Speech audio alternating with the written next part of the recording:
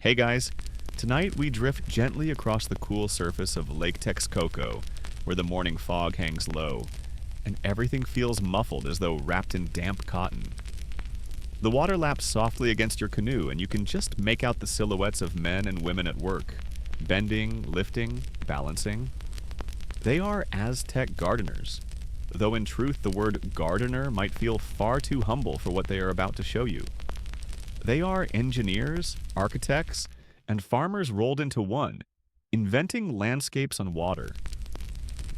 This is not a story of roses and clay pots or neat hedgerows.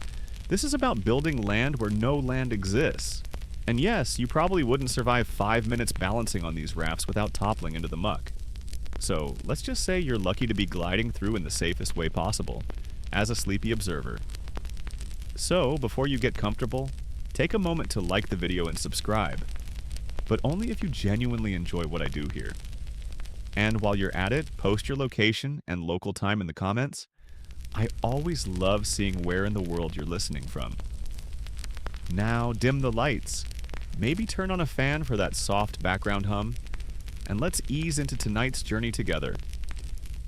The canoe beneath you feels steady enough, though the water itself gives off that faint, marshy smell of algae mixed with wet earth. It's not unpleasant, more like the comforting scent of a garden after rain. Out ahead, a group of workers are untying bundles of reeds from the shore, long stalks glistening with dew. These are tulle reeds, thick, flexible, and abundant here in the shallows. You watch as they arrange the reeds crosswise, layering them until they begin to form a sort of raft. It looks flimsy at first, something you'd expect to sink under a child's weight, but the Aztecs know their material. With enough weaving and layering, the raft will float, sturdy enough to carry piles of mud and crops. You notice how careful their motions are, repetitive, practiced, almost meditative. Each reed passes through calloused fingers, each knot tightened with a pull of the wrist. It's easy to lose yourself watching them, the rhythm of their work blending into the sounds of the water. The reality is, these men and women are building the foundations of chinampas, floating fields that will feed a capital city of hundreds of thousands. Historians still argue whether the first chinampas were purely practical or had ritual beginnings, perhaps as sacred spaces that slowly became farmland. Whatever the origin, you can see the brilliance in action. A man with a broad straw hat pushes your canoe closer so you can see the next stage. They drag mud from the bottom of the lake, rich black sludge dripping from woven baskets. Every scoop smells of decay and fertility at once. One man jokes in Nahuatl, and though you don't catch the words, the laughter from the others tells you it was at your expense. Probably something about your soft city hands. They spread the mud over the reeds, stomping it flat with their bare feet. Imagine the sensation. Cool muck squishing between toes, equal parts uncomfortable and strangely satisfying. The air hums with life. Waterfowl skimming across the lake, frogs croaking from hidden reed beds, dragonflies darting over the surface like tiny green jewels. You can feel the warmth of the sun slowly breaking through the mist, turning the floating field into a patchwork of shining puddles. Even the sound of distant drums from Tenochtitlan carries across the water, a reminder that this quiet labor supports one of the most bustling cities in the pre-Columbian world. Without these gardeners, no banquets, no markets, no temple offerings would ever be possible. And yet, not everything here is as timeless as it feels. One elderly gardener points toward the horizon, where the lake water glitters like glass. He mutters about floods that sometimes rise too high, swallowing weeks of work in a single storm. Others nod, shaking their heads. Historians still argue whether the chinampas were primarily resilient innovations or fragile experiments that had to be constantly remade. Watching the gardeners, you realize it's probably both. Both ingenious and exhausting, both enduring and precarious. There's a quiet comedy in it too. You spot a small boy, maybe 8 years old, tasked with chasing away ducks. He waves a stick with all the seriousness of a soldier on duty, only to have the birds flap back down behind him the moment he turns away. His mother scolds him, and he pretends to chase harder, but even he can't resist laughing when one particularly bold duck refuses to budge. You chuckle softly too, though you're careful not to be heard. The last thing you need is to be dunked in duck-tainted lake water for making fun of a child's very important job. You let your eyes drift back to the reeds beneath you, floating with such improbable determination. The raft wobbles with each step the gardeners take, but it holds. Layer upon layer of reeds, mud, and patience. This is the world you're slipping into. You begin to imagine what it would feel like to spend your whole life on water, your farm swaying, your food rising from a bed that is never still. It's unsettling and calming all at once, like floating between two realities. And as the mist thins further, you sense the full scale of it. Dozens, maybe hundreds of these rafts dotting the water, all of them linked, forming a patchwork quilt across the lake. From above, it would look like a green checkerboard floating on blue glass. Down here, it feels like stepping into a dream where land and water are no longer opposites but partners.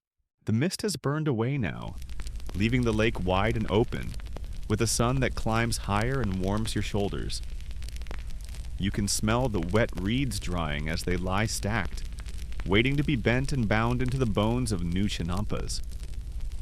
The workers move with a quiet rhythm, weaving long stalks into mats that look deceptively simple, but carry centuries of practice behind them. You crouch low in the canoe, watching their hands move like the shuttle of a loom, slipping one reed beneath another, tightening, then shifting again. It is less like building and more like braiding hair, a living braid that floats on water. One man hums under his breath. The tune is repetitive as the weaving. Children sit cross-legged, pulling smaller reeds and trying their hands at mini rafts. You can almost picture them later in life, weaving without thought, just as you might tie your shoes or butter your toast.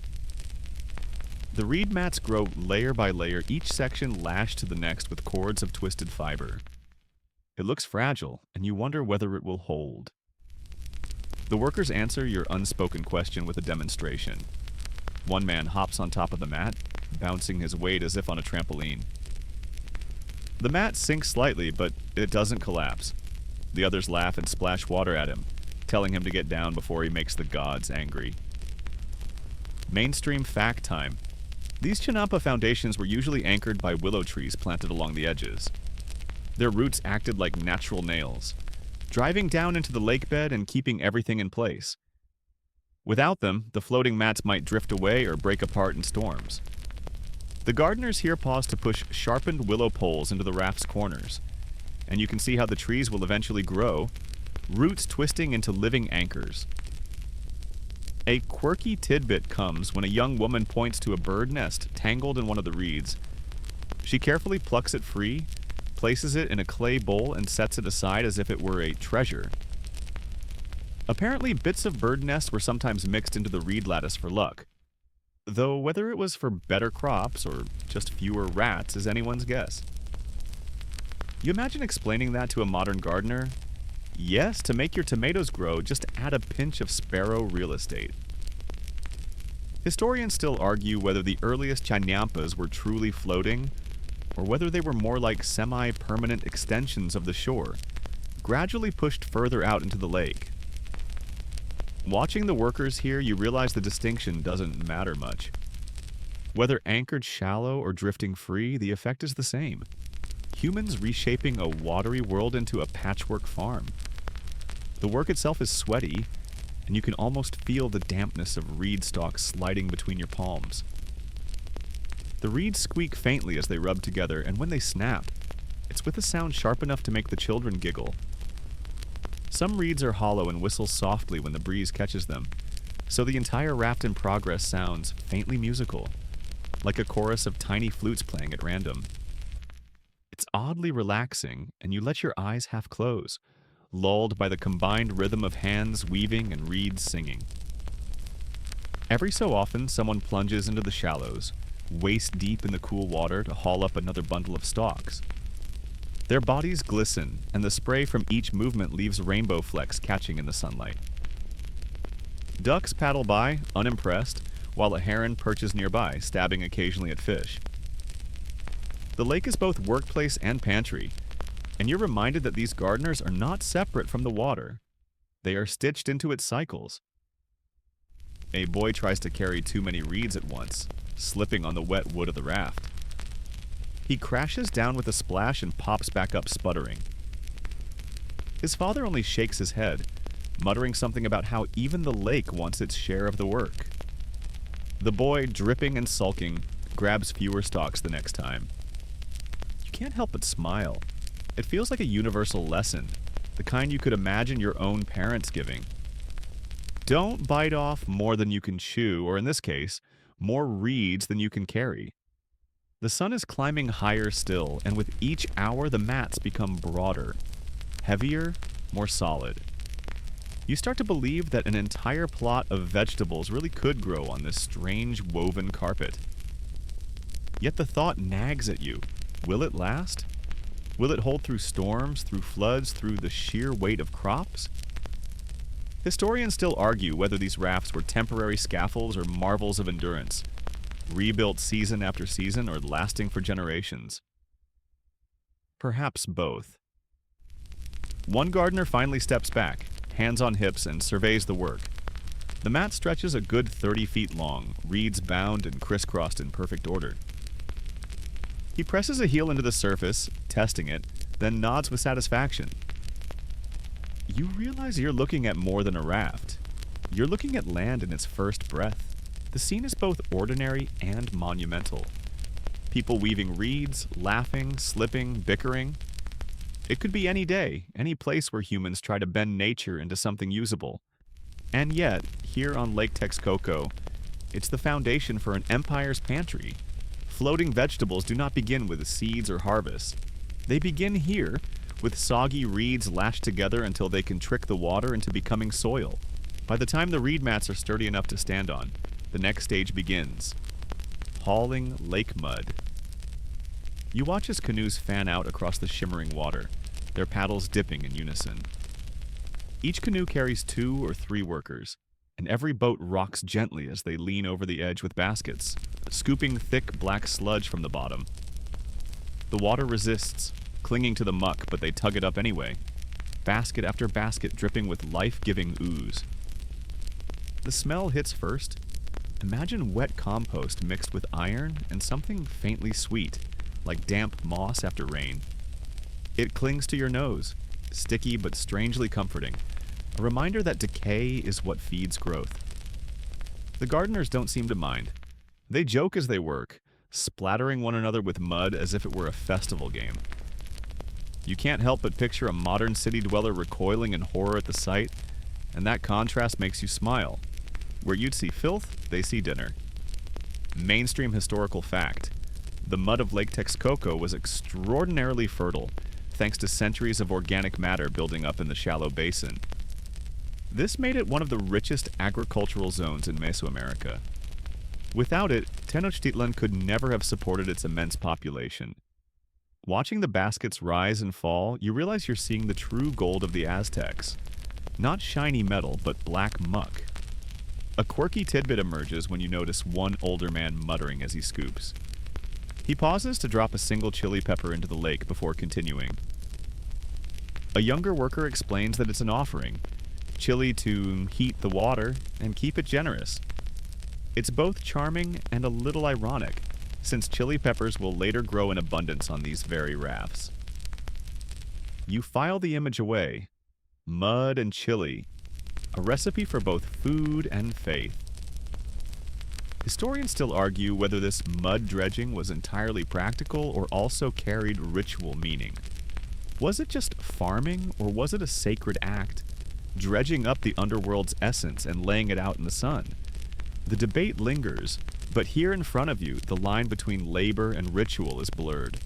The steady chant of workers, the offerings dropped casually into the water, the rhythm of basket, mud, slap, stomp.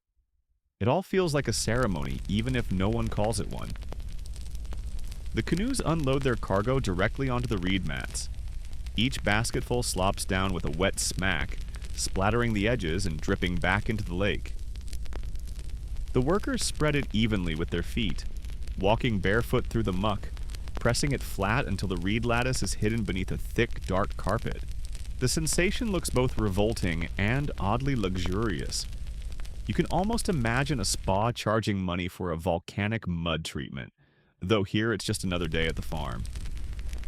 Children get involved, stomping and laughing as they sink ankle deep, leaving little footprints that quickly vanish as more mud piles on top. One boy deliberately falls backward with a splash, coating himself head to toe, then pops up grinning like a swamp monster. His mother scolds him, of course, but the others laugh, because what child hasn't turned work into play when mud is involved? As the layers build, the raft takes on the smell of wet earth rather than stagnant water. The air hums with life, mosquitoes buzzing, frogs croaking, herons stalking fish nearby. Dragonflies dart overhead, catching the insects that rise from the disturbed mud. It's messy, alive, and strangely reassuring. This is the smell of creation. A moment catches your eye. One worker pulls up a basket that clinks rather than squelches. Inside, the mud glints a shard of obsidian, black glassy stone once prized for blades and ritual knives. He holds it up, turning it in the light, then tosses it aside with a shrug. To him it's just clutter, but to you it's a reminder. This lake bed is layered not only with silt, but with centuries of human history, tools and debris buried and forgotten. Every scoop is a little archaeological dig. The surface of the raft now gleams with wet black soil, rich and heavy. More baskets come, more stomping, more spreading, until the mat groans under the weight. You wonder whether it will finally sink, but instead it steadies, the reeds holding fast beneath the load. It's like watching a magician pull a trick. You can't quite believe reeds and mud can create farmland in the middle of a lake. But here it is, real and solid. By late afternoon, the workers rest, leaning on paddles, mud streaked across their arms and faces. The sun slants low, painting the wet soil gold. Canoes drift lazily, the urgency gone, while the last baskets drip onto the raft. You imagine lying back on the damp surface, the earthy smell filling your nose, the slow sway beneath you, rocking you toward sleep. This is land born from water, soil conjured where none should be, and you're lucky enough to witness its first breath. By now, the raft no longer looks like reeds and muck, but like the beginnings of a field. Dark, broad, and ready to be shaped. The gardeners move with calm determination, stepping across the damp soil as if testing the stability of a new floor. Their toes sink in slightly, but the raft holds. The air carries that same mix of earthy sweetness and algae. But beneath it, you detect something else. Wood smoke from a distant cooking fire drifting faintly across the lake. It mingles with the mud's aroma, turning the whole scene into a strangely comforting perfume of water, earth, and hearth. One group begins patting down the soil, smoothing it with their feet, pressing lumps into level ground. It's an odd sight, like bakers kneading a massive dough, except this dough is a field. They work in pairs, tamping the edges, walking slowly back and forth until the surface is evenly packed. From the canoe, you see neat lines appear where their heels have pressed. Slowly, the raft takes on order. Mainstream fact, Chinampas were typically shaped into long rectangles, often about 30 feet wide and 300 feet long. Narrow canals separated them, allowing farmers to move by canoe between fields. This design maximized space and made irrigation simple. As you watch, the gardeners lay out rough boundaries, tracing rectangles with branches.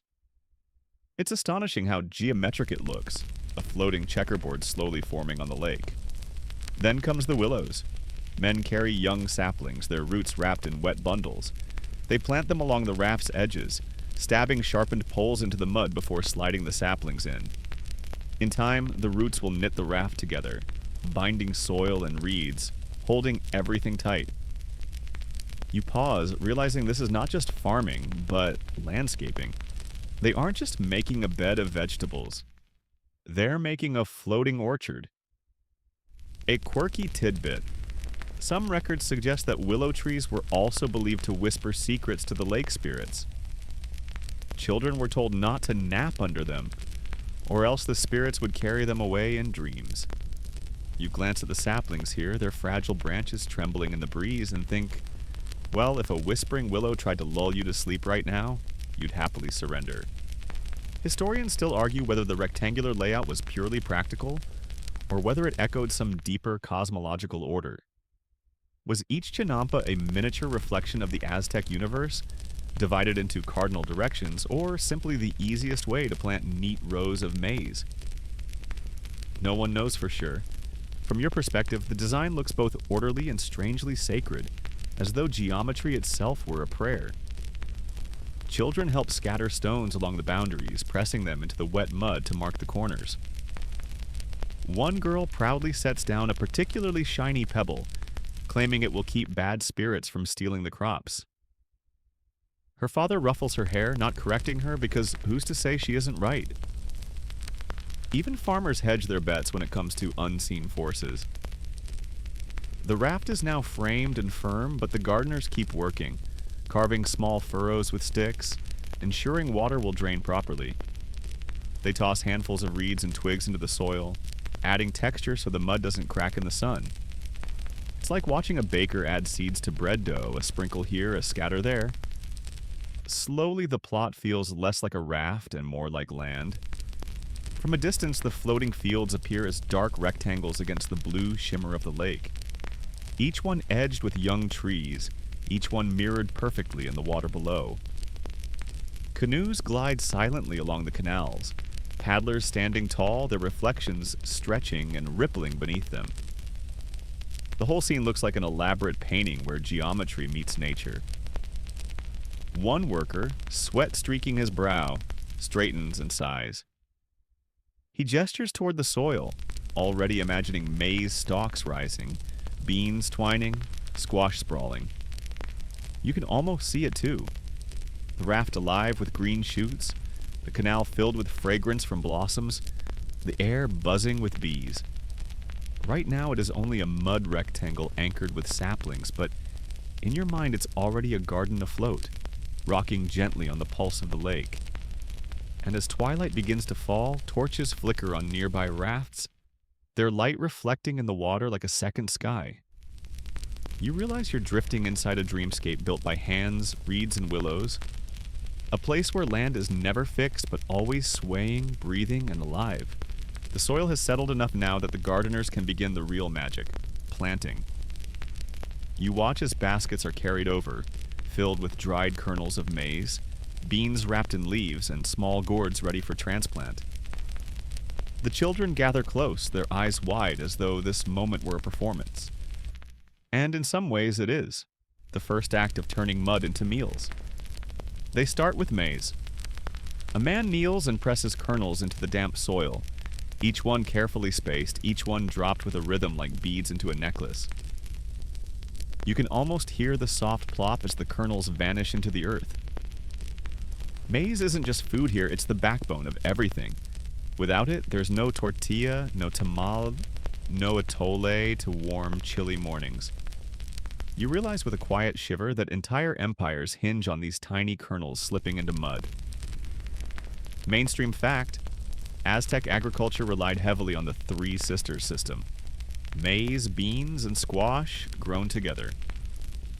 The maize provided tall stalks. The beans climbed those stalks, and the squash spread low, shading the soil. It was an elegant collaboration, as though plants themselves had worked out a treaty long before humans wrote one.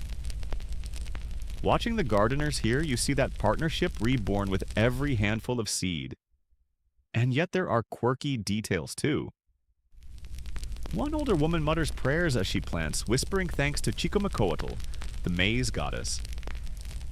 Every few rows she tucks a kernel into her own mouth, chewing slowly before spitting it back into the soil. The children giggle, but she ignores them. Feed her and she feeds you, someone explains softly. It's strange, even a little gross, but also deeply intimate. Mouth to soil, person to plant. You can't imagine anyone today spitting into their garden in devotion, but then again, maybe that's why your houseplants never thrive. Historians still argue whether this ritual chewing was widespread practice or just a localized custom, maybe even exaggerated in later accounts. But the truth is less important than the meaning. Planting was not simply labor, but conversation, human and plant exchanging breath. As rows of maize kernels vanish into the dark earth, baskets of beans come forward. Children help here, poking beans beside the kernels, then patting the soil as though tucking them in. A boy insists on singing a lullaby while planting his row, much to the amusement of everyone else. His sister, not to be outdone, invents a chant. Grow tall, grow green, don't fall in the stream. It's nonsense, but somehow you feel the lake listens anyway. The beans will wind their way upward once the maize sprouts. For now, the gardeners stick willow stakes near certain rows, giving the beans something to climb until the maize is tall enough. You picture them twining gracefully, their tendrils clinging like eager hands. It makes you think of climbing vines on city balconies today, proof that beans have always been natural acrobats. Squash seeds follow. The gardeners scatter them along the edges, their wide leaves destined to sprawl across the raft and shield the soil from sun. One man grins and claims that squash are the laziest crops. They sprawl wherever they like and dare you to move them. You chuckle, imagining a plant with a stubborn personality, stretching across pathways like a cat blocking your doorway.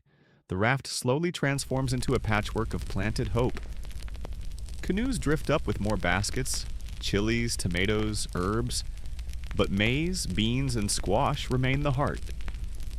You watch the gardeners step back, brushing mud from their hands, their eyes soft with satisfaction. Even though nothing yet has sprouted, they can already see the green shoots in their minds, tall stalks swaying with the rhythm of the lake. The evening deepens and a breeze ruffles the water, carrying the scent of wet soil mixed now with the faint spice of crushed chili leaves. You lean back in the canoe, imagining the months to come. Maize tassels waving in the wind, beans spiraling upward, squash curling at your feet. It's hard not to feel lulled by the idea, as though you too were being planted here, set in soft earth, watered by lake and sky, waiting to grow. Morning light slides across the Chinampa, and you notice a new energy among the gardeners.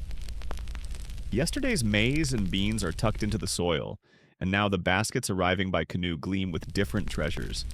Wrinkled chilies, squash seeds, and little seedlings of tomatoes and herbs. It feels like a painter has opened a new set of colors, red, orange, green, all waiting to be brushed onto the dark canvas of mud. The squash goes first. Broad seeds, mottled in shades of cream and brown, are pressed along the edges of the raft. Gardeners joke that squash are the lazy giants of the field, sprawling across any open ground. A young woman laughs as she drops one seed, saying, "Sleep now, wake up hungry." The others nod knowingly because once squash awakens, it consumes space like a growing teenager raiding the pantry. Soon enough, vines will snake outward, leaves large as dinner plates shading the soil. Mainstream fact: squash leaves acted as living mulch, protecting the soil from evaporation under the sun. This was essential for chinampas, which could dry out quickly despite being surrounded by water. Without those broad leaves, the delicate balance of wet and dry would fail. Then come the chilies. Small mounds are prepared, and bright red pods are pressed into the earth, their skins shiny as though polished. Some gardeners crush a few between their fingers, releasing a sharp, peppery scent that makes you sneeze from the canoe. The group laughs, one man waving a handful of chilies like they're sacred relics. In truth, they nearly were. Chilies spiced up otherwise plain maize diets and doubled as medicine. A sprinkle could clear sinuses, chase off insects, or even be used somewhat cruelly as punishment smoke for disobedient children. Imagine being told to behave or face a room full of chili fumes. You suddenly feel grateful your own childhood discipline didn't involve hot peppers and watery eyes. A quirky tidbit drifts into your ears. One gardener mentions rubbing chili juice on his skin to ward off biting insects. Another insists it also worked to scare off jealous neighbors' curses. You're not sure which is worse, a mosquito bite or a supernatural hex, but apparently chili handled both. Somewhere a mosquito lands on your arm, and you briefly wonder whether smearing salsa might actually help. Historians still argue whether chilies were first cultivated here on Chinampas or brought from drier uplands and adapted later. The debate is technical, but you find yourself entertained by the idea of scholarly arguments hinging on spicy peppers. Somewhere in a university library, two experts may still be red-faced, not from anger but from eating too many test chilies in pursuit of the truth. Tomatoes and herbs follow. Little green seedlings, their roots wrapped in damp fibers, are nestled into the soil. Their leaves release a faint tang when brushed, adding a softer fragrance to the mix of earthy squash and sharp chili. A grandmother carefully tucks amaranth beside the maize rows, muttering that every plot needs a little sweetness among the spice. Children dart between adults placing seedlings, we're told, though one boy insists on planting his tomato smack in the center of a bean row. His father sighs but leaves it, saying, "Let's see if the plants argue." As the raft fills with life, you notice how carefully balanced it all feels. The tall maize, the climbing beans, the sprawling squash, the fiery chilies, the tender herbs. Each has a place, none overwhelming the other. It's a miniature society, ordered but lively, just like the city that depends on it. You can't help but compare it to modern gardening apps, endless spreadsheets of companion planting. The Aztecs didn't need apps. They had memory, tradition, and the wisdom of soil beneath their feet. The sun tilts higher, warming the mud until it smells faintly sweet, almost like fresh bread. Dragonflies dance above the seedlings, their wings catching flashes of light. A duck waddles boldly onto the raft, pecking at a chili seed before squawking in regret and flapping away. The gardeners burst out laughing, one remarking that even ducks learn their lessons eventually. You file it away as one of those tiny joys of farming, nature pranking itself. By evening, the Chinampa no longer looks bare. Tiny green shoots poke up, delicate and defiant, surrounded by a web of willows and framed by canals. The raft rocks gently under the weight of its new inhabitants, like a cradle carrying the city's future meals. You lean back in your canoe, lulled by the sight of plants swaying in the breeze, imagining the taste of tortillas filled with beans, squash, and chili sauce, flavors rooted in this floating miracle. The canals shimmer in the early afternoon sun, turning the spaces between Chinampas into glassy ribbons of blue. Canoes glide quietly, their paddles dipping with the steady rhythm of breath. As you drift beside one floating plot, you notice how narrow the waterways really are, just wide enough for two canoes to pass if they're polite. The arrangement looks almost too neat to be accidental, a watery grid designed for both beauty and survival. Mainstream fact: irrigation was built directly into the design of Chinampas. The canals provided constant moisture to the soil, and gardeners could scoop water directly onto plants or allow roots to drink through the mud. This system made the fields extraordinarily productive. 5 to 7 harvests a year, far more than most landbound farms. Standing here, you realize the canals aren't just pathways, they are veins, carrying life to every corner. You watch as a man kneels at the edge, plunging a clay jar into the canal. He pours water slowly into a shallow trench he's carved between rows of maize. The mud darkens instantly, soaking greedily. You can almost feel the coolness radiating off the soil, a relief against the day's heat. He hums as he works, and the song seems to echo off the water, a lullaby for the seedlings. A quirky tidbit surfaces when a woman demonstrates her favorite trick, floating gourds carved into little scoops. She fills one with water, sets it down in the canal, and lets it drift until a child plucks it out and empties it onto plants. It's irrigation disguised as a game, turning the children into helpers without them realizing. You smile at the cleverness. Ancient chores disguised as play, a strategy parents across time would approve of. Historians still argue whether these canals were originally dug primarily for irrigation or as defensive moats to protect plots from encroaching rivals. Watching the workers ladle water so calmly, it's difficult to imagine war here, But you remember that every peaceful tool can double as a barrier when needed. Perhaps the truth is both: channels for crops, and if necessary, lines of defense. As canoes slide past, you notice their cargo: bundles of reeds, baskets of fish, even a dog curled up, tail wagging lazily. The waterways are highways too, linking Chinampas, not only to each other but to the bustling markets of Tenochtitlan. Each paddle stroke connects a floating garden to the pulse of the empire. The sounds of the canals are strangely soothing: paddle dips, water drips, birds calling across the reeds. Occasionally a frog plops into the canal, leaving circles that ripple outward until they brush against the reflection of the sky. You find yourself mesmerized, as though the lake itself is rocking you into a trance. If you lived here, you think, you might never walk anywhere again. Canoes would carry you from bed to field to market, a life gently swaying with each wave. A boy crouches at the water's edge, splashing his face. His grandmother scolds him for wasting drinking water, though both of you know the canals aren't meant for sipping. Still, he grins, water dripping down his chin, and you can't help but envy his joy. Even here, in a place that demands careful balance between water and soil, children still find a way to treat irrigation ditches like swimming pools. You notice that the willows planted earlier have begun to take root, their branches trailing into the canals.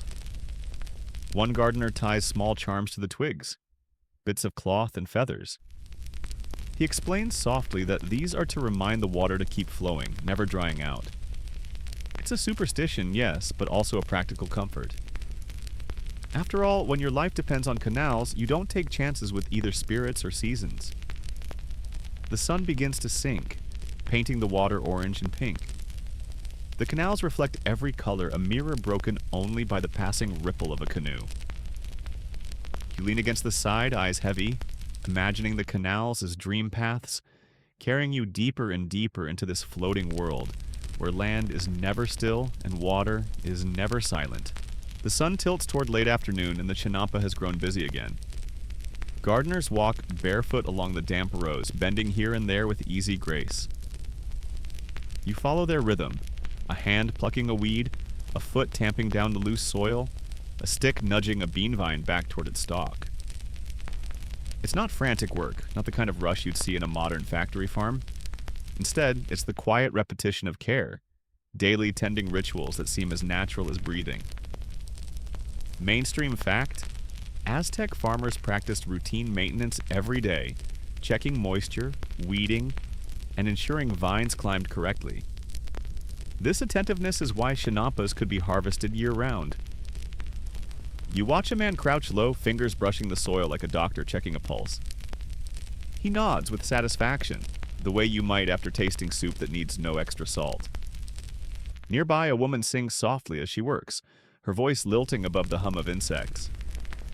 The words are prayers for growth, invoking fertility deities whose names flutter like reeds in the wind.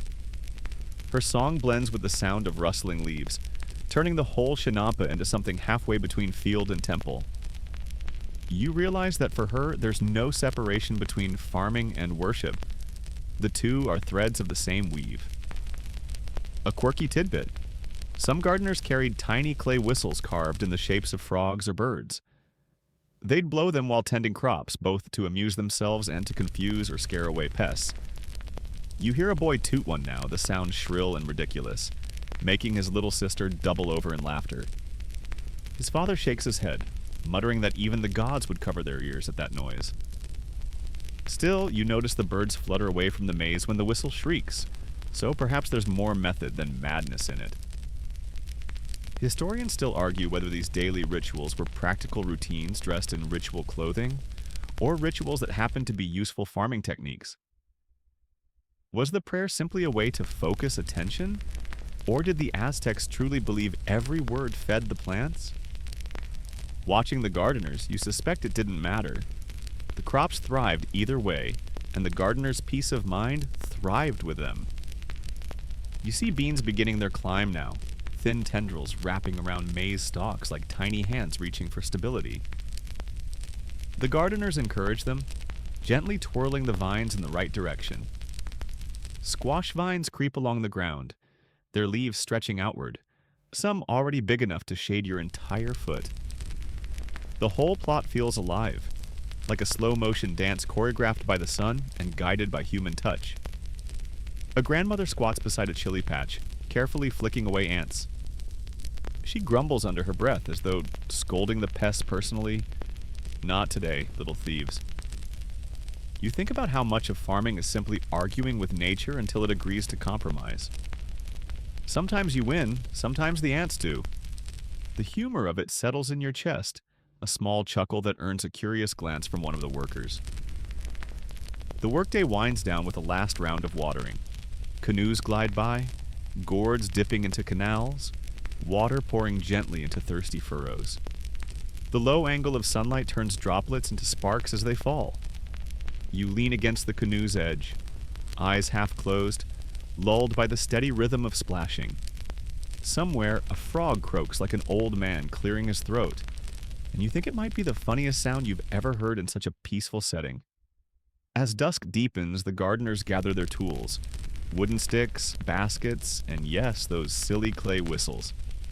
They pause for a moment, hands folded, offering a quick prayer of thanks before stepping back into their canoes. The chinampa is left to the night, plants whispering in the breeze, water lapping softly at its sides. You sense that the tending doesn't really stop.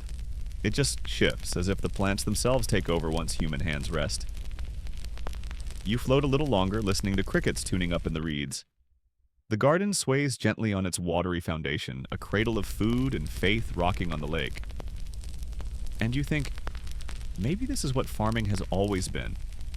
Not a struggle against nature, but a quiet conversation with it, repeated day after day, whispered through soil, water, and song. Night settles on the lake, wrapping the chinampas in a gauzy darkness. The water gleams silver beneath the moon, and torches flicker at the edges of the fields, their reflections stretching into long ribbons. You sit low in your canoe, shivering slightly at the chill air, but the gardeners remain, keeping watch. For them, tending doesn't end when the sun dips. Night brings its own work, its own dangers, and its own rituals. A man settles onto a low stool at the corner of a chinampa, a torch planted in the mud beside him. His eyes scan the shadows, listening. The sounds are different now. Reeds whispering in the breeze, owls hooting from willow branches, the occasional splash of something unseen slipping back into the lake. You imagine lying here alone, and the thought sends a small thrill down your spine. This isn't a garden at night, it's a floating island adrift in a wilderness. Mainstream fact: chinampas often required night guards because theft was a constant risk. With markets bustling every day in Tenochtitlan, stolen squash or chilies could quickly vanish into the crowd. Farmers organized shifts to watch over plots, ensuring their work didn't feed someone else's family for free. Watching the guard tap his torch and lean forward, you realize vigilance was as vital as water or soil. A quirky tidbit: some night watchmen carried little bags of chili powder. If a thief crept too close, the powder could be flung into his face. A low-tech but highly effective security system. You imagine someone today explaining, "My burglar alarm is hot sauce," and you almost laugh out loud. Historians still argue whether most night raids came from desperate commoners or rival nobles testing each other's power. Was it hunger-driven theft or political sabotage? You can't tell from this vantage point, only that the guards sit tense, eyes narrowing whenever shadows stir. From the willows overhead, an owl calls, its cry deep and resonant. The guard nods respectfully, muttering that owls keep spirits at bay. Some whisper that owls are messengers from the underworld, but here their watchful eyes are seen as allies. You tilt your head back and catch one staring down, golden eyes glinting in the torchlight. For a moment you wonder if it's watching the field or watching you. Coyotes howl in the distance, their cries weaving together into a chorus that rolls across the lake. One guard spits into the water, an old habit to ward off trouble. Another laughs, saying the coyotes only want leftovers, not maize stalks. Still, they keep their hands tight on spears resting nearby. The lake at night is unpredictable. More than once, they've had to chase away not just coyotes, but dogs, birds, even rival farmers bold enough to paddle close under the cover of dark. You feel the suspense rise, but then something humorous breaks it. A duck waddles onto the raft, quacking noisily, sending one guard nearly tumbling backward. The others roar with laughter. The mighty thief of the night. One jokes, and for a moment, the tension melts into hilarity. The duck flaps off indignantly, as if insulted by the lack of respect. The torches crackle, smoke curling upward. The guards murmur to each other, sharing gossip and tales to pass the hours.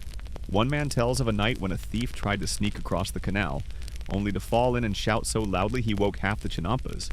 Another recalls seeing strange lights hovering above the water, flickering like fireflies but larger. Historians still argue whether such sightings were real or later mythologized as omens of the city's fall.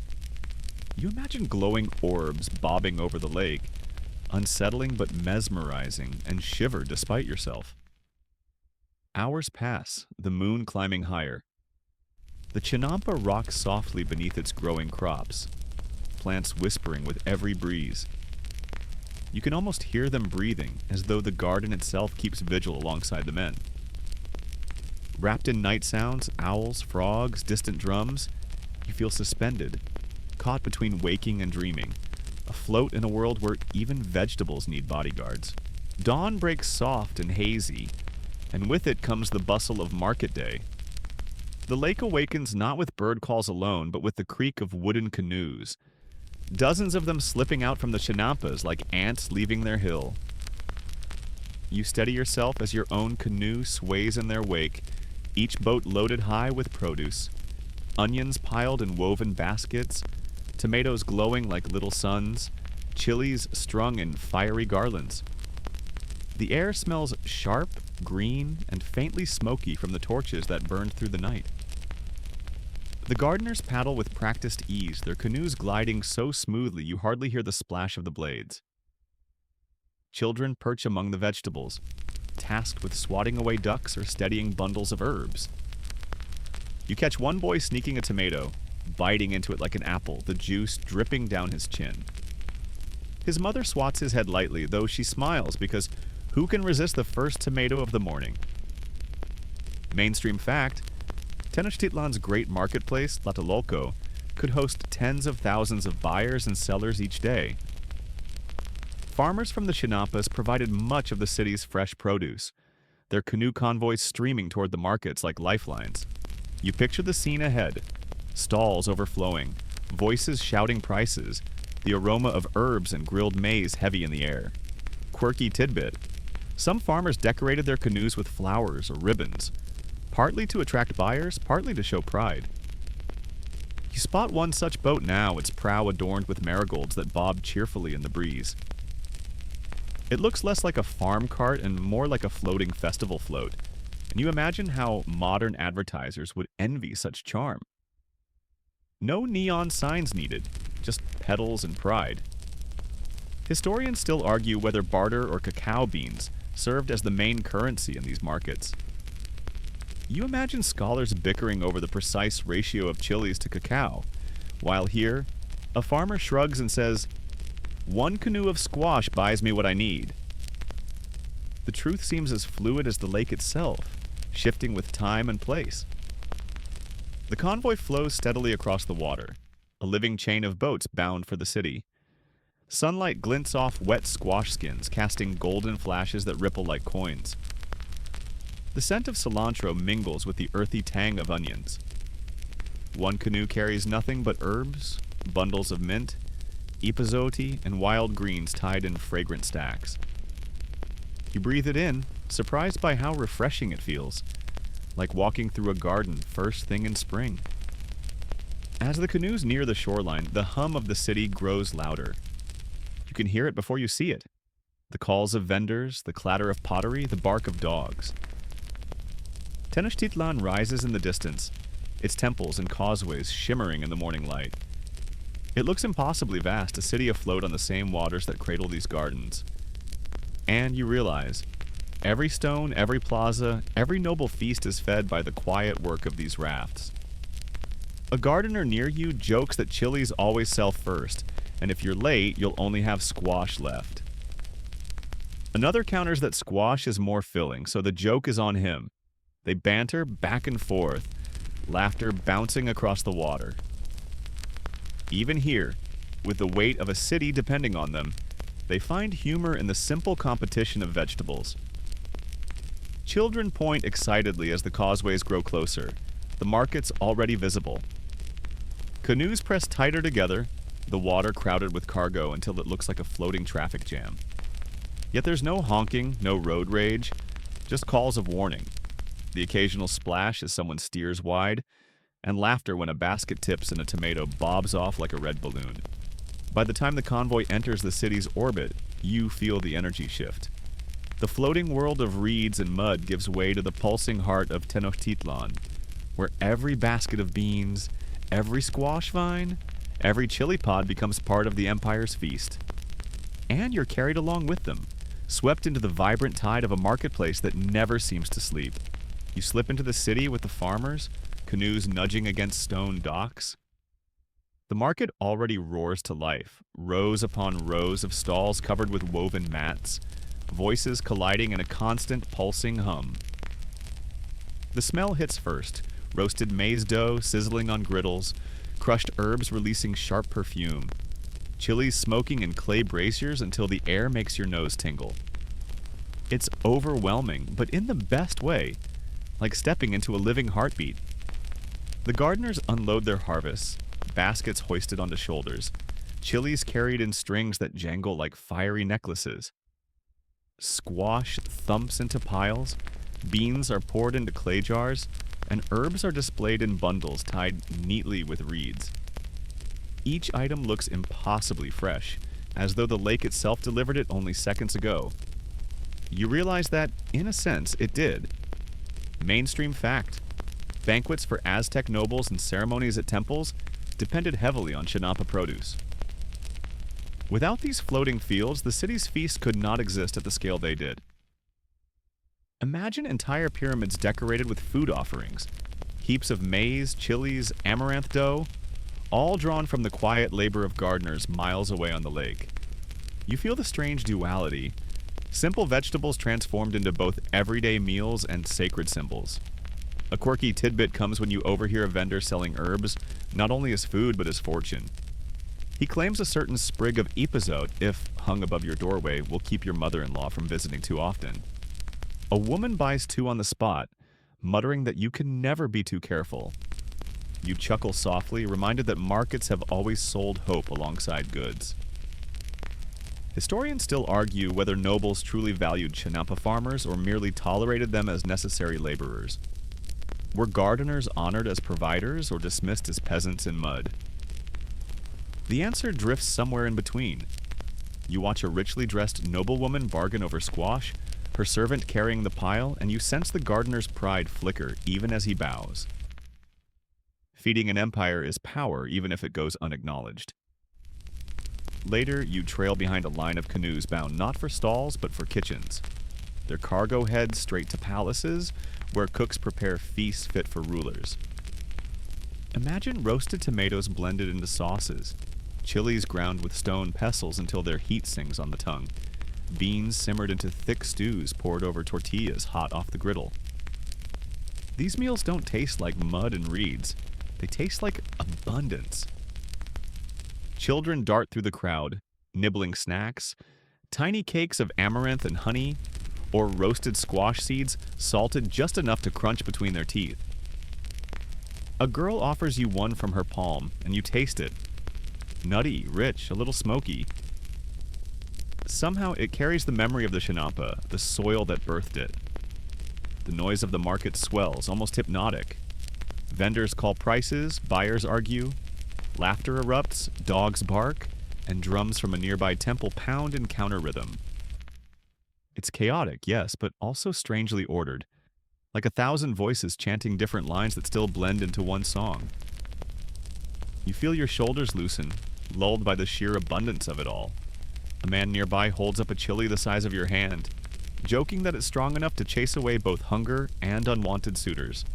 The crowd laughs, though one woman buys it with a serious look on her face, and you can't help but wonder which problem she intends to solve. The gardeners, their baskets now empty, linger only briefly. They sip at pulque, a milky maguey drink, before steering their canoes homeward. Their task is never done. Tomorrow the fields will need tending again, mud will need hauling, vines will need tying. But tonight their work feeds not just families, but ceremonies, feasts, and perhaps even the gods themselves. As you watch the marketplace pulse and shimmer, you realize the floating gardens are invisible here, hidden behind the abundance. Yet every chili, every squash, every kernel of maize is a tiny raft that traveled from water to city, from mud to feast, carrying with it the patient care of those who shaped fields from reeds. The marketplace noise fades behind you as you drift back toward the Chinampas, and now your mind lingers on the smaller dramas of farming life.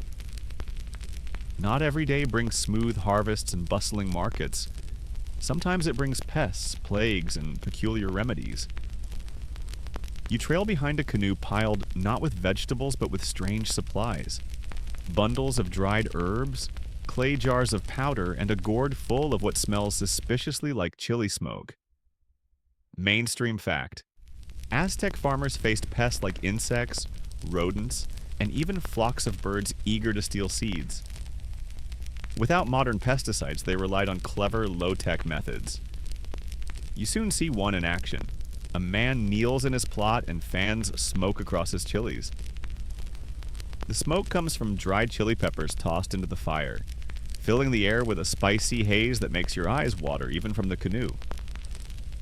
The gardener coughs, laughs, and mutters that at least the bugs suffer more than he does. A quirky tidbit unfolds when a woman explains her favorite pest cure, a mixture of rabbit urine and crushed herbs, sprinkled delicately along the edges of her maize rows. You try not to laugh, but the absurdity is undeniable. She insists it works, claiming even the spirits respect the pungent boundary. You picture modern garden centers advertising all-natural rabbit formula, and you nearly tip your canoe from stifling a chuckle. Historians still argue whether these unusual methods were widely practiced or merely anecdotal. Were chili smoke and rabbit urine staples of Aztec agriculture or the eccentric habits of a few farmers? Archaeologists can't quite confirm, though the persistence of oral traditions suggests these tricks weren't isolated. As you watch the smoke drift lazily over the raft, you suspect there's at least a kernel of truth and maybe a whole cob in the tales. The children of the Chinampa have their own duties in pest control. One boy claps stones together to frighten birds, while his sister waves a rag tied to a stick. Their efforts are earnest but not entirely effective. Sparrows land again the moment their backs are turned. Laughter rises from the adults, who claim the birds just like teasing children. One man insists he once saw a crow steal a bean seed right out of a boy's hand, as if to prove its dominance. But not all pests are tiny or feathered. Sometimes larger animals wander onto the Chinampas, dogs chasing ducks, even coyotes bold enough to nose through squash vines. One gardener shows you the remains of a clever trap. Reeds woven into a funnel that lured animals in but made escape difficult. He grins proudly, saying the last time it caught more than a coyote, it caught a very embarrassed neighbor's pig. The neighbor wasn't pleased, but the family had stew for a week. The gardens themselves sometimes rebel. Maize stalks bend in storms, bean vines tangle hopelessly, and squash creep over boundaries into the next raft. Farmers respond with patience, untangling vines, restaking stalks, and muttering prayers as though scolding unruly children. Watching them, you realize that pest control here is less a battle and more an ongoing negotiation. Humans ask for cooperation, and nature occasionally agrees. The air on this particular evening buzzes with life. Mosquitoes rise in clouds, dragonflies dart after them, frogs croak impatiently from the reeds. A gardener lights a torch, not only for light, but to discourage insects. The flames cast golden halos across the water, and for a moment the pests feel less like enemies and more like part of the eternal company of farming. annoying roommates you can't evict. As night deepens, you lean against the side of your canoe, the spicy smoke of chilies still lingering in your throat. You think about how farmers here had to be inventors, constantly adapting to new problems. No pesticides, no sprays, no garden catalogs. Just lake mud, plants, and a dash of ingenuity that sometimes smelled like pepper smoke or rabbit urine. Somehow, against all odds, it worked. And as the torches flicker, and the gardeners laugh at one more bird stealing a bean, you realize that their humor is as important as any cure. If you can laugh at pests, you can survive them. If you can turn chili smoke into a joke, you can turn mud into a harvest. The lake has moods, and today it wears a restless one. The water laps higher than usual against the rafts, and you hear the anxious murmurs of gardeners testing their chinampas. The willows lean, their roots gripping the mud, but even they sway with a nervous creak. Clouds drag across the sky, heavy and gray, hinting at storms. You feel the wind ripple your shirt, cool and damp, smelling of rain and algae. Mainstream fact: Lake Texcoco was prone to seasonal fluctuations, floods in the rainy season, and shriveled mudflats in drought. Farmers constantly adjusted, repairing rafts, dredging fresh mud, or raising canal edges. Without vigilance, a season's work could vanish overnight. You see this vigilance etched in the gardeners' faces as they balance between too much water and too little. A man gestures for you to look down, where water seeps through cracks in the raft. He kneels, patches it with more reeds, then stomps the mud flat. It's like fixing a leaky roof, except the roof is under your feet. You imagine the stress of never knowing whether your land might literally sink, and suddenly your houseplant problems feel laughably small. A quirky tidbit. One old gardener claims the best patching material is fish guts mixed with reeds. He insists the oils repel water and keep pests away. The others laugh, wrinkling their noses, but he shrugs proudly, saying his chinampa has never drowned. You decide not to question it, though you silently hope dinner isn't being prepared in the same buckets. Historians still argue whether the chinampas were resilient marvels that could withstand centuries or fragile rafts requiring near-constant repair. The truth, like the water, probably shifted with the seasons. Watching the farmers, you realize resilience here doesn't mean permanence. It means being ready to rebuild every time the lake throws a tantrum. As the day unfolds, the storm breaks. Rain pours in sudden sheets, drumming the water, soaking everything in minutes. Gardeners scramble, covering seedlings with mats of reeds, propping up young maize stalks so they don't snap. The water rises quickly, sloshing over the edges of the raft until your toes feel damp, even inside the canoe. The sky growls and lightning flickers across the horizon, reflected in the flooded canals like jagged cracks in glass. And yet, there's humor even here. A boy shouts gleefully, splashing through ankle-deep water on the raft, pretending it's a swimming pool. His mother shouts at him to stop before he sinks the crops, but he only dives again, coming up with a bean plant clutched like treasure. Everyone laughs, even her. You realize storms bring not just fear, but play, the kind of joy that turns disaster into memory. When the rain finally eases, the lake smells alive. Mud, fish, reeds, all stirred together into one pungent cocktail. Farmers take stock. Some rafts sag, others hold strong. Canoes are summoned with more mud, more reeds, more work. And when drought comes months later, you're told, the opposite rituals begin. Dredging deeper, carrying more water, coaxing moisture into stubborn soil. Too much water, too little water. The balance is never guaranteed. Night falls with a strange stillness after the storm. The chinampas glisten under the moon, their edges patched, their soil dark with fresh rain. You sit quietly, listening to frogs sing louder than ever, as though celebrating survival. The gardeners smile too, weary but unbroken. For them, floods and droughts are not enemies. They're dance partners, always unpredictable but always there. The morning after the storm is quiet, the lake smoothed back into a mirror. Mist curls low over the water, and the chinampas look like dark islands floating in clouds.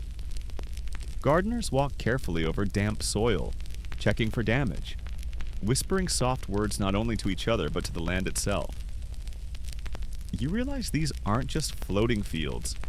They are sacred spaces, stitched with meaning as much as reeds. Mainstream fact: Aztec religion tied agriculture directly to the gods. Soil was more than dirt.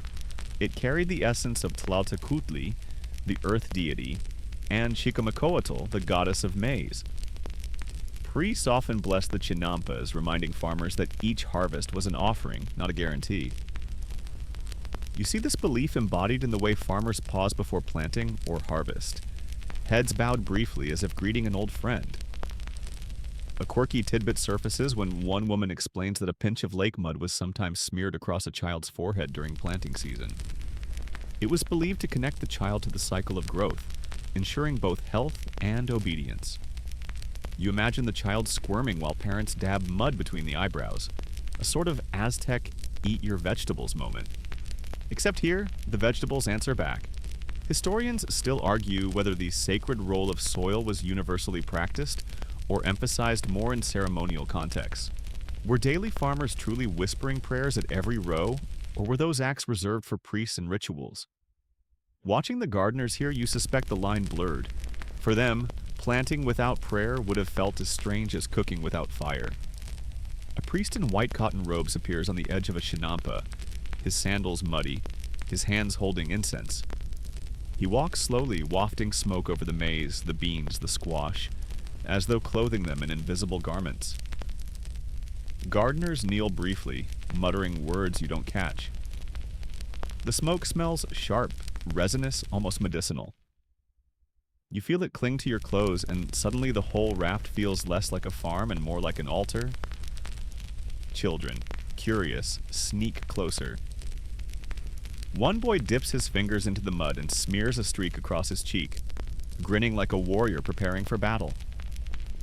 His friends copy him until they all look like miniature priests of soil. Their parents shake their heads but don't scold. After all, even play can carry echoes of reverence. The willows planted weeks ago now stretch taller, their roots twisting deep, their branches whispering against each other. One gardener tells you they carry voices. If you lean close, you can hear the gods reminding you to tend your work well. You press your ear near a branch, and though you hear only the rustle of leaves, you can imagine the comfort of believing there's wisdom in the wind. Somewhere across the lake, temple drums begin to beat, slow and deliberate. The sound carries like a heartbeat, thudding gently in your chest. You realize the timing isn't accidental. Priests in the city bless the gods with music at the same moment. Gardeners bless their fields with incense. City and chinampa, temple and raft, threads woven into one fabric of belief. The soil itself feels alive beneath your gaze, dark and glistening, fragrant with both fertility and devotion. A farmer presses a seed into it with care, muttering something like, "Take this, return it with kindness." The words aren't for you or even for his fellow workers. They're for the mud itself. It's a conversation, not an order. And somehow you sense the mud is listening. As twilight falls, the lake reflects both torches and stars, as though sky and earth meet through water. The chinampas glow faintly in the dim, each one a rectangle of faith afloat in darkness. You find yourself whispering too. Not a prayer exactly, but a soft thank you to the floating gardens that feel more alive than any stone temple. The night air carries a strange stillness, and you sense change drifting over the chinampas like a shadow. The lake is quieter now, less crowded with canoes, fewer torches flickering in the distance. You drift along the canals and notice whole rafts left untended, their willows untrimmed, their beans gone wild. The silence isn't neglect, it's history tightening its grip. Mainstream fact: after the Spanish conquest in the early 16th century, Lake Texcoco was deliberately drained by colonial authorities who wanted dry land for European-style farming and city expansion. Without water, chinampas withered, leaving behind cracked earth where once vegetables floated. You stare at the lake's dark water, imagining it retreating year by year, fields collapsing into dust. A quirky tidbit. Spanish friars reportedly scoffed at chinampas, calling them gardens of mud, and preferring to import European wheat. Some even tried planting grapevines on the rafts, with little success. You can almost hear the gardeners chuckling bitterly at the irony. Centuries of perfected floating farms dismissed by men who couldn't coax a vineyard from a swamp. Historians still argue whether the chinampas would have endured on their own, or whether ecological pressures, overpopulation, floods, erosion, had already begun to strain them before the Spanish drained the lake. Was decline inevitable or imposed? The answer drifts like fog over the water, unresolved but heavy. You picture the markets without their convoys, the city without its endless supply of fresh produce? Gardens that once fed thousands became curiosities, then ruins. Today, only fragments survive in places like Xochimilco, where tourists ride boats through canals still edged with willows. The laughter is modern, but the water still carries echoes of ancient paddles. On the chinampa before you, the maize leans as if weary, beans tangled and uncollected, squash leaves curling at the edges. It feels less like abandonment and more like surrender, fields acknowledging their cycle. Empires fall, lakes dry, even floating gardens cannot stay afloat forever. And yet, the soil smells fertile, the reeds whisper in the wind, and you realize that decline is not the end. It is a pause, waiting for memory to stir again. A farmer sits by the canal, older now, staring into the water. His hands are empty. He mutters that the gods are quiet these days, their voices muffled by stone churches rising in the city. But then he smiles faintly, tossing a maize kernel into the lake. The circle ripples outward, glinting in the moonlight. He may have no field tomorrow, but tonight he still believes. You drift further into the silence, feeling the chinampas breathe around you one last time. The floating fields may fade, but their story lingers, woven into mud, reeds, and memory, carried like seeds across centuries. And now, as the lake grows still, you feel the story itself beginning to soften. The torches have burned low, the gardener's laughter has faded, and even the frogs seem quieter, their voices blending into a low hum. The chinampas rock gently beneath the stars, like rafts drifting not toward harvest, but toward sleep. The water glimmers faintly, silver threads weaving between the shadows of willows. You imagine lying down on one of those rafts, the soil still warm from the sun, the scent of maize and squash wrapping around you like a blanket. The lake cradles you, rocking with the slow rhythm of waves, steady, unhurried, as though the water itself were breathing with you. Every sound stretches longer now, the whisper of leaves, the lap of water, the distant call of an owl. Even your own breath feels slower, softer, syncing with the calm of the night. The urgency of markets, the laughter of children, the smoke of chilies, all of it drifts away like ripples dissolving into the dark. What remains is only the gentle pulse of the floating gardens, steady and reassuring.